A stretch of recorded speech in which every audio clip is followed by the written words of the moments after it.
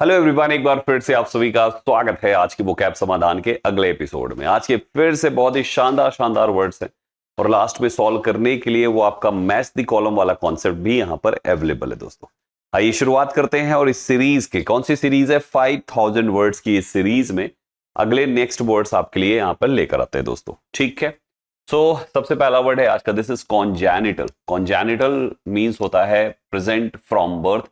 कोई भी चीज ऐसी जो प्रेजेंट है बचपन से, जन्म से, बचपन भी ना कहिए, जन्म से कोई चीज हो। जैसे आप देखिए यहां पर ये बच्चे का कैसे अपर लिप कटा हुआ है, ये जन्म से ही है, बच्चा पैदा ही ऐसे हुआ था, तो उसको हम कॉन्जेनिटल कहते हैं। तो आप कह सकते हो कॉन्जेनिटल है जो जन्म से ही इतना कॉन्जेनिटल ब्लाइंड है, यानी जन्म से ही। बहुत सारे लोग होते हैं किसी का लिप कटा है, किसी के हाथ नहीं, किसी के पैर नहीं, किसी कोई फिंगर नहीं, किसी का कुछ तो किसी का कुछ, ये कॉन्जेनिटल होता। He has a congenital heart defect, उसे जन्म से हार्ट डिफेक्ट है। नेक्स्ट वर्ड है दिस इज डिटॉर।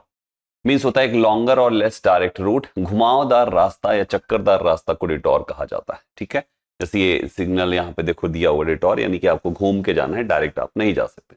डिटॉर को टूर से याद रखिए कि इस टूर में हमें एक लंबा डिटॉर लेना पड़ा, यानी एक लंबा। जब हम कभी भी कहीं टूर पे जाते हैं तो जरूरी नहीं कि हर बार सीधा रास्ता हो, कभी कभी हमें ऐसे घूम के भी जाना पड़ जाता है, डिटॉर कहलाता है। We had to take a detour due to road construction. Road construction की वजह से हमें डिटॉर लेना पड़ा, यानी हमें थोड़ा सा चक्करदार रास्ता घूम के जाना पड़ा। श्राइन होता है एक हॉली प्लेस, पवित्र स्थान को कहते हैं श्राइन। श्राइन को शाइन से याद रख सकते हैं। शाइन, वो इंसान बहुत ही शाइन करता है, उसका चेहरा बहुत ही शाइन करता है, क्योंकि वो हमेशा श्राइन जगहों पे घूमता है, पवित्र स्थान पे जाता है, पवित्र लोगों की संगत करता है। Devotees gather at the shrine every year. प्रत्येक साल तीर्थ स्थल पे डिवोटीज कलेक्ट होते, इकट्ठे होते। फ्रे मीन्स होता है फाइट करना, नॉइजी क्वारल, झगड़ा या संघर्ष को कहते हैं। फ्रे को फ्री में याद रखिए कि यार फ्री में जब कभी भी कोई भी चीज बढ़ता है तो हमको चाहिए, हमको चाहिए, हमको चाहिए, इस तरीके से लोग झगड़ा करना शुरू कर देते हैं, लड़ाई करना शुरू कर देते हैं। He got involve in a political फ्रे। अगला वर्ड है री इनफोर्स। मीन्स होता है टू स्ट्रेंथन और सपोर्ट करना, सुदृढ़ बनाना किसी को, री इनफोर्स कहते हैं उसे। री इनफोर्स को री इनफोर्स से याद रखिए। क्या देखो, बारिश से पहले फोर्स लगाकर उन्होंने अपने घर को री इनफोर्स किया। अगर आप बारिश से पहले फोर्स लगा के, मतलब लेबर लगा के घर को मजबूत नहीं किया, तो बारिश में जो है छत गिरेगा, चूएगा। तो रेन में फोर्स लगा के उन्होंने घर को री इनफोर्स कर लिया। रेन में फोर्स लगा के, रेन से पहले फोर्स लगा के उन्होंने रीइंफोर्स कर लिया। The prime minister's position has been reinforced following his successful visit to the US. Next देखो, पेडागॉजिकल मींस होता है रिलेटिंग टू टीचिंग। पेडागॉजी वगैरह पढ़ते हैं जो लोग टीचिंग वगैरह की तैयारी करते हैं, टेट वगैरह देते हैं, वो पेडागॉजी पढ़ते हैं, उसी से एडजेक्टिव पेडागॉजिकल बनता है।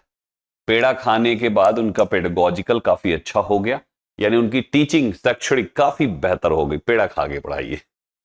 The pedagogical view is that the preschool phase is crucial to stimulate a child's curiosity. अगला वर्ड है infuse, to soak or fill with something, पानी में डालना, भर देना, उसको infuse करना कहते हैं।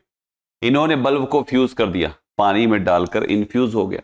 बल्ब फ्यूज हो गया क्योंकि इन्होंने पानी में डाल दिया।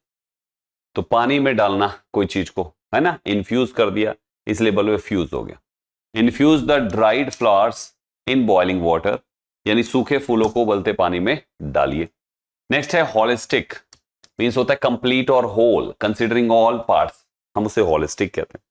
हॉलिस्टिक को होली प्लस स्टिक से याद रखिए। होली में स्टिक लेकर दादाजी ने समग्र लोगों को एक जगह इकट्ठा किया, बहुत हॉलिस्टिक तरीका था, बहुत ही समग्र तरीका था, यानी सबको एक जगह पे लेकर आए।